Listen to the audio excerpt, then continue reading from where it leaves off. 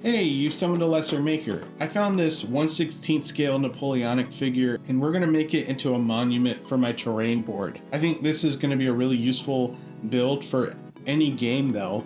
We're going to be really pushing the verticality on this thing because I got a lot of space to fill on this board. So let's get started. Also, this is the instruction sheet, so I'm not sure how helpful this is going to be. Especially with missing pieces, we're gonna have to be a little bit more creative than I initially thought. I assembled probably half of the kit and then decided to convert it from there. I was digging in my bits box and I found a skeleton from the dollar store that I got during Halloween that actually seemed like it was 1/16 scale. I built up an armature with aluminum foil and I trimmed him up to make him look more like a skeleton. This city is like a forgotten tomb, and I want this skeleton to kind of be a physical embodiment of that. So I'm using green stuff and air dry clay, and I'm mixing it together to make the air dry clay dry faster, to make it look like the clothing that was on this half-built structure is falling off of them. And then I drilled out the eyes and the snout of this horse just to make him look a little bit more skeletal as well.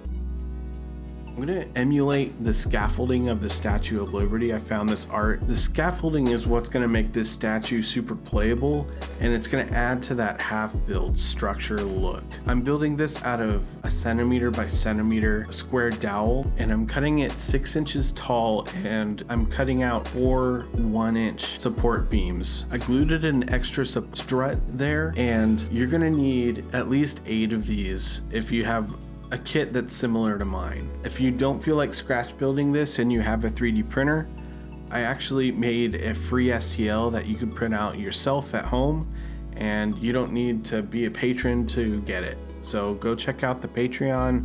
I have a whole catalog of free STLs you can use over there as well. As I expand the foundation here, I'd like to thank my patrons. Thank you guys so much. You really make these videos and this channel possible. I really appreciate it. If you'd like to help support the channel, leave a comment and a like. It goes a long way. And if you'd like to do a little more, feel free to subscribe. And if you want to become a patron, it's only $2 or $5 a month, and you can help support bringing free STLs to the community over here and being a part of my little corner of the YouTube. I really appreciate it. The nice thing about these STLs is I put spikes on the bottom of them, so you could just stick them right into the foam, and it will give the glue a lot more surface area to make sure these are stuck down real tightly.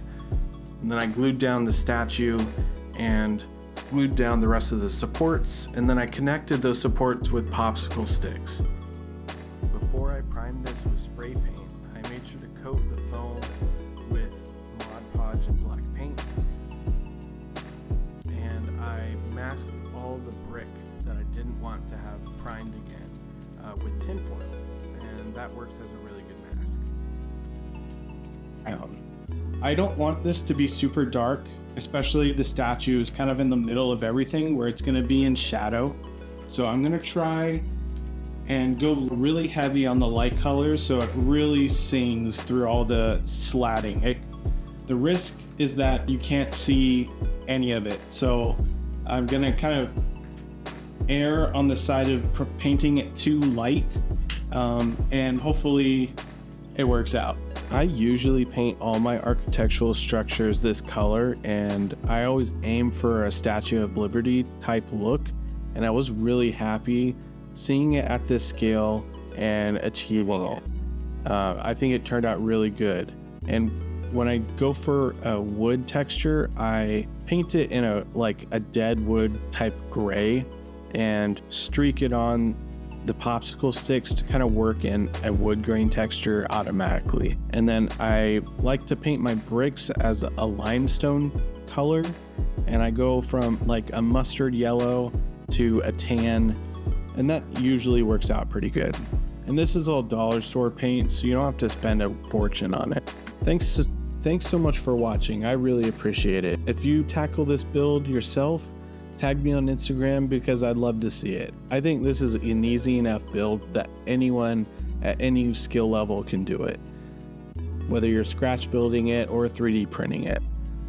Let me know what you guys think in the comments, and let me know if you have any suggestions of anything I should build in the future.